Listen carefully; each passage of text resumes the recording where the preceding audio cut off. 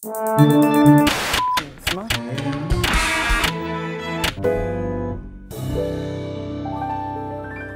back at the sweet spot. Oh, it's good to be here. Yes, it's nice to be here. The Oscars are a distant memory. I don't remember. Bit of a trauma. Yeah, I don't remember who won, except that I didn't win. I didn't pick them very well. I'm glad you brought that up. Putting that aside, have you had a chance to go to the movies since our little Oscar party?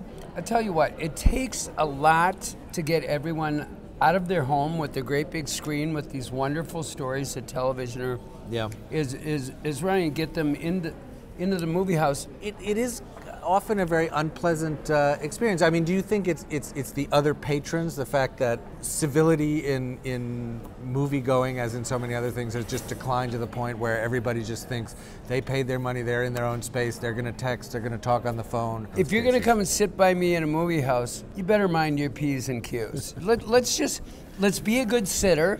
Let's not do a huge spread, okay?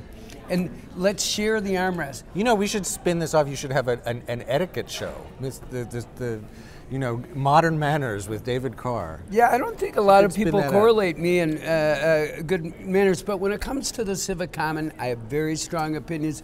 Can't we all just get along, and getting along begins with doing what I say? Let's talk about the movies, because the death of moviegoing is something that has been predicted for now almost 60 years. Throughout the 30s and 40s, tens of millions of people every year were going to the movies. We're often going once or twice a week. We're going to see double features. Then the TV came along and it just nosedived. And then the movie studios came back. They started putting out films in color. They invented this widescreen technology. They started the first 3D. Oh, there was that other weird gambit they did? The Cinerama that was. No, I'm talking about yet one more. What was that? They made good movies.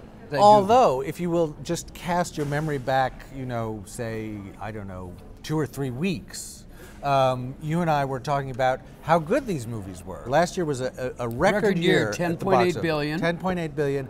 A lot of that came in the fourth quarter, in the serious grown-up movie series. Let's really land on this. Yeah. There's not going to be any good movies till September. No, there's not going to till September, October, and then there are going to be so many that it's going to be impossible to keep up with them. This is what the distorting effects of our beloved Oscars. People are going to surrender the habit. I think that movie-going is healthiest when people do it, on not necessarily a weekly basis, but on a regular basis. Like I went to Django, this year.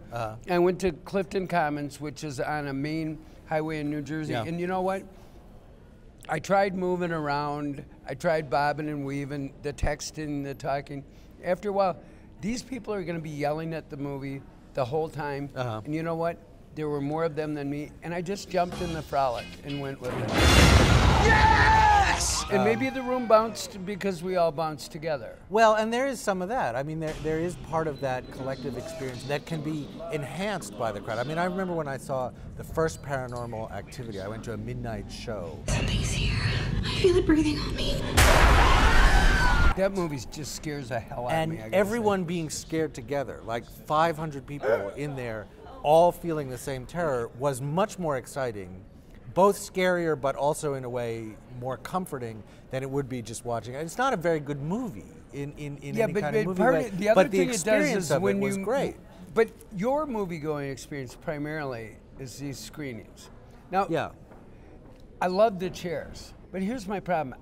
I associate going to a film with popcorn. I know that sounds silly. So your ideal, if I just want to put all the pieces together, your ideal movie-going experience would be a big bucket of popcorn. Yeah, like this. Right. But I don't want the soda. I don't want the giant soda. I want the little fun, exciting, entertaining movie, but complete solitude or utter silence. Like the quiet car on the Amtrak Acela, but which I take all the time. But in the movie, so you want it. You sort of want it both ways. I want a throne too. I want to be sitting there. So you want to have your popcorn and eat it too. In other words, I mean, this is, I think, a subject that people have very strong feelings about. What is your pet peeve? What do you hate? What do you love about going to the movies? Do you go to the movies? You can tell us your movie vices. Do you text? Do you crunch your popcorn extra loud? Do you reach over in front of you and grab David Carr's popcorn? That's not a bag of oats, and you are not a horse. You can put your hand in there, discreetly extract a couple of kernels, and get them into your mouth without sounding like you're at the padlock. If you have a movie etiquette question, this is your man.